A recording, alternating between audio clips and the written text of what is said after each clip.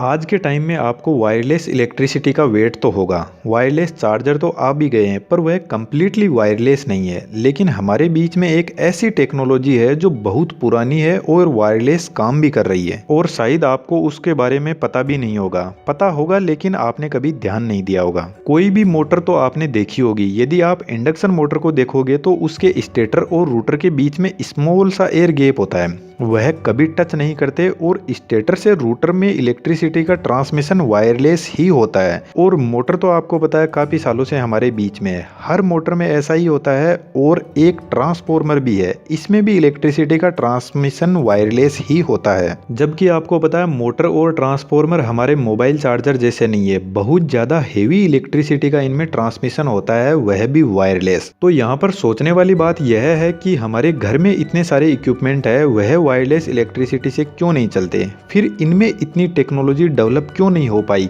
क्या यह सच में वायरलेस इलेक्ट्रिसिटी पॉसिबल भी है या नहीं?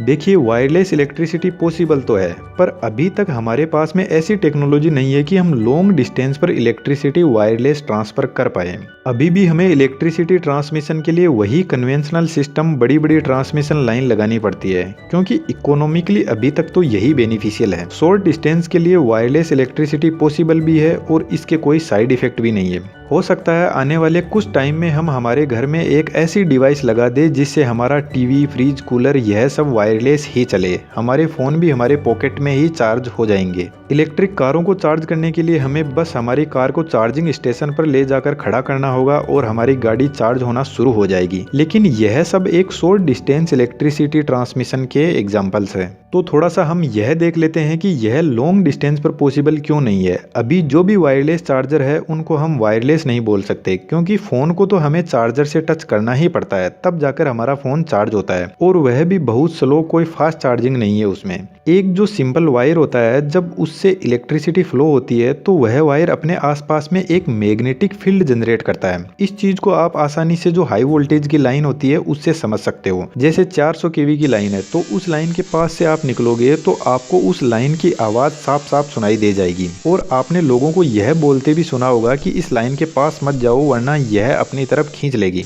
उसके पीछे यह मैग्नेटिक फील्ड ही होता है। इन वायर के आसपास में इतना मैग्नेटिक फील्ड होता है कि हमें इनको टच करने की भी जरूरत नहीं है। यदि हम इनके पास में भी चले गए तो हमें इलेक्ट्रिक शॉक लगेगा और हो सकता है कि हम मर भी जाएं। तो इसी मैग्नेटिक फील्ड को हम काम में लेकर क्या करते हैं कि हम एक कॉपर वायर लेते हैं या एल्यूमिनियम वायर भी ले सकते हैं, और फिर उससे एक कोयल बनाते हैं और इस कोयल को हम सप्लाई देते हैं, तो यह कोयल अपने आसपास में फील्ड जनरेट करेगी। इस कोयल के पास में हम सेम टू सेम ऐसी ही एक दूसरी कोयल बनाते हैं और इसके पास में रखते हैं। तो यह जो पहली वाली कोयल है, इसमें मैग्नेटिक फील्ड की लाइन इस दूसरी कोयल को क्रॉस करेगी जब हम इसको पास में लेकर जाएंगे तब। और इस सेकेंडरी कोयल से यदि हम कोई लोड कनेक्ट करते हैं, छोटा बल्ब जलाते हैं, तो वह जल जाएगा, क्योंकि यहाँ पर अब मैग्नेटिक फील्ड के थ्रू वायरलेस इलेक्ट्रिसिटी ट्रांसमिशन हो रही है। यह तो बस एक इसकी बेसिक सी कहानी है। जो हमारे वायरलेस चार्जर होते हैं उनमें एक कोयल हमारे स्मार्टफोन में लगी रहती है और दूसरी कोयल चार्जर में, और चार्जर वाली कोयल मैग्नेटिक फील्ड जनरेट करती है और स्मार्टफोन वाली कोयल उसको रिसीव करती है और हमारा फोन चार्ज होना शुरू हो जाता है। लेकिन यहाँ पर दिक्कत यह आती है कि जैसे मैंने अभी आपको हाई वोल्टेज लाइन का एग्जांपल दिया, तो यदि हम हाई वोल्टेज पर इलेक्ट्रिसिटी ट्रांसमिशन करेंगे वायरलेस, तो यहाँ पर हमें बहुत ज़्यादा मैग्नेटिक फील्ड जनरेट करना होगा। और यदि इस फील्ड के बीच में यदि कोई पर्सन आ गया तो वह इस मैग्नेटिक फील्ड के शॉक की वजह से मर जाएगा। और पर्सन की बात नहीं है, कोई भी जानवर या लिविंग बॉडी इसके बीच में आ गई तो वह तो वहीं खत्म हो जाएगी। इसलिए यहाँ पर हम रेजोनेंस फ्रीक्वेंसी को काम में लेते हैं। जैसे हमारे ब्लूटूथ वाईफाई में होता है, वैसे हमारे आसपास में आपको पता है बहुत सारी फ्रीक्वेंसी ऑलरेडी पड़ी है। ब्लूटूथ, वाईफाई, हमारे सेल फोन टावर पर, हम इन सब से एकदम सेफ है। और इसी रेजोनेंस फ्रीक्वेंसी पर बेस्ड है टेस्ला कोयल। आपने टेस्ला टावर का नाम तो सुना ही होगा, जिसको महान साइंटिस्ट निकोला टेस्ला ने बनाया था। और उनका यह आइडिया था कि वह पूरी दुनिया में वायरलेस इलेक्ट्रिसिटी सप्लाई करना चाहते थे। और यहाँ तक उन्होंने 19th सेंचुरी में वायरलेस बल्ब को भी जलाया था और वायरलेस इलेक्ट्रिसिटी भी ट्रांसफर की थी 30 मीटर की डिस्टेंस तक। लेकिन आपको पता है सक्सेस लोगों को हजम नहीं होती, तो उनके एक्सपेरिमेंट को वहीं पर स्टॉप कर दिया गया। निकोला टेस्ला ने एक बहुत बड़ा टावर बनाया जिसका नाम था वार्डन क्लिफ टावर, जिसको हम प्यार से टेस्ला टावर भी बोलते हैं। देखिए, मैं आपको ज्यादा तो यहाँ पर कंफ्यूज करूंगा नहीं। लेकिन वायरलेस इलेक्ट्रिसिटी कितनी सक्सेसफुल है, इसके लिए हमें यह सब जानना भी जरूरी है। कैपेसिटर के बारे में मैंने एक छोटी सी इन्फॉर्मेशन आपको वीडियो में दी थी, आप उसको देख सकते हो। और एक होता है इंडक्टर, जो भी अपन कोयल वाला एग्जाम्पल देखा था, इस कोयल को इंडक्टर ही बोलते हैं। अब यदि इंडक्टर और कैपेसिटर को हम एक सर्किट में लगा देंगे तो यह दोनों सर्किट में ट्रांजिएंट पैदा करते हैं, सर्किट को शांति से नहीं बैठने देते हैं। अब यह इंडक्टर और कैपेसिटर दोनों इस सर्किट में रेजोनेंस फ्रीक्वेंसी पर काम करेंगे। अब मैं आपको रेजोनेंस फ्रीक्वेंसी के बारे में थोड़ा सा बता देता हूँ। यह इंडक्टर और कैपेसिटर क्या करते हैं कि एक दूसरे को आपस में चार्ज करते हैं इस सर्किट में।